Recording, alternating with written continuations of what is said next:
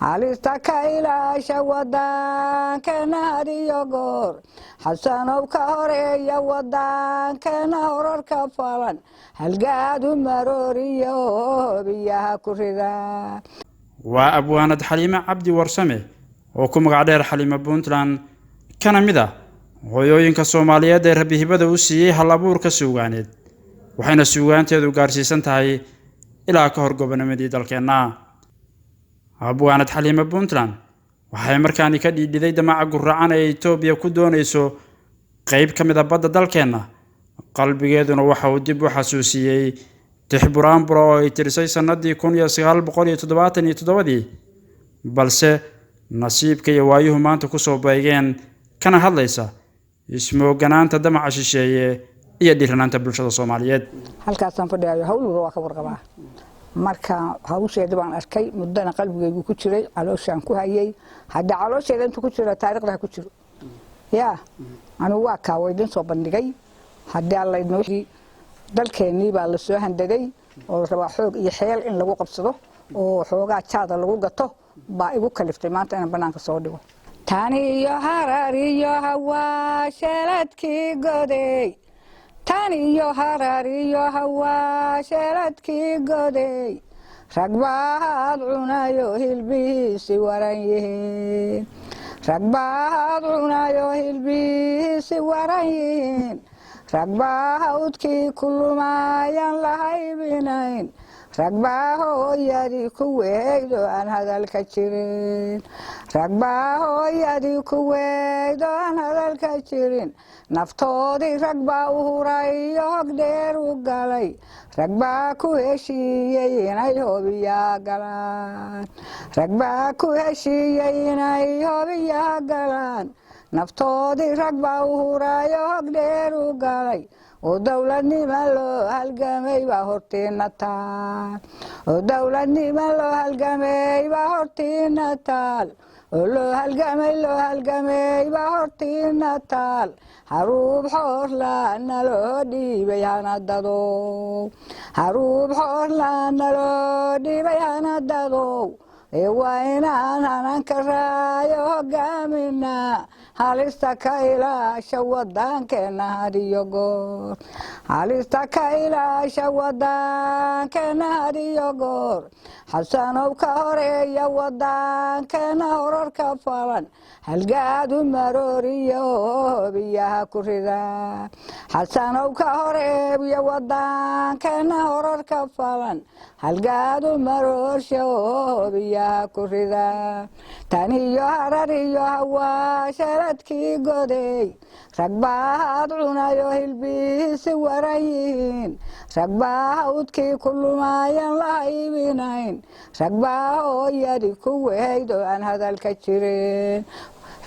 hooyooyinkaas anaa ka mid ah ragbaa ku heshiiyey inay hobiyaha galaan naftoodii ragbaa u huray hog dheer u galay oo dawladnimo loo halgamay baa horteena taal oo loo halgamay baa horteena taal haruub xoorlaana loo dhiibay hanadadow ee waa inaad hananka dhahaan oo hogaamisaan ee waa inaad hananka dhahaan oo hogaamisaan halista ka ilaasha wadankeena had iyo goor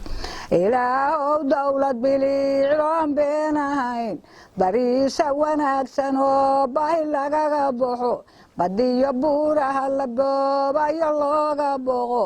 ilaahow nagu bishaare midaan burburin amiyaal mar kale abwaanad Xaliime Cabdi Warsame waxayna xasuusinaysaa tixsuugaaneed salkeedu yahay gubaabada bulshada Soomaaliyeed ee waqtiyada cadawga iyo sida ay laga maarmaanka u tahay isku duubnida iyo wada jirka bulshada haddii kontonkii rageeni kacdoon ku galay haddii kontonkii rageeni kacdoon ku galay haddii Soomaali kulub kalay oo la yir Soomaali ma soo gaadhay ma taqaani hooyadiina ma jirto ma wahdii Soomaali kulub kalay oo la yiri haddii kontonkii rageeni kacdoon ku galay waxaa kululaatay oo koodka la isla tegay waxaa kululaatay oo koodka la isla tegay waxay kuftiyo waxay kacdabaa maalintay kobceen kacdoonkii wiilasheeni kor buu baxay kacdoonkii wiilasheeni kor buu baxay karaama ilaahay baa kaalmo looga dhigay cadowgii laga kiciyey waddankani kayd ku yiil ee wiilashii soo korahayo kursiga xigsada hadda waa idinka iska ilaaliya gabagabadiina abwaanad xaliima waxay dardaaran gaar ah siinaysaa madaxda iyo bulshada Soomaaliyeed oo wada jira iyo in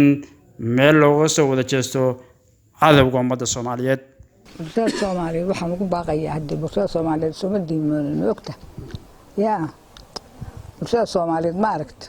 wax badan baan soo taagnay waxaan ugu baaqayaa